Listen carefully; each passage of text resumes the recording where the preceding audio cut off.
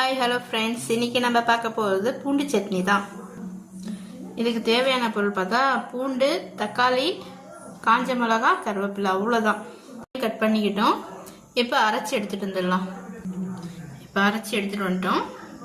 இப்போ கடாய் வச்சு எண்ணெய் போட்டுக்கிறேன். இப்போ கடுகு சேர்த்துக்கிறேன்.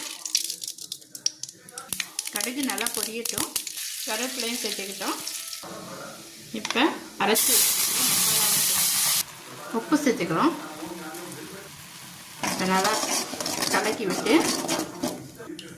கலக்கி விட்டாச்சு. நல்லா கொதிக்கணும். இப்போ இந்த சட்னியில் பூண்டு அதிகமாக தான் போடணும். இது ரொம்ப ஹெல்த்தியான சட்னி, நல்ல சட்னி, டேஸ்டியாகவும் இருக்கும். இது இப்போ எண்ணெய் பிரிஞ்சு வருது பாருங்கள். இது ஃபுல்லாகவே அந்த மாதிரி வரணும்.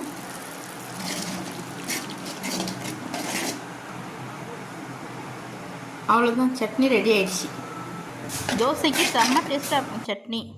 நீங்களும் செஞ்சு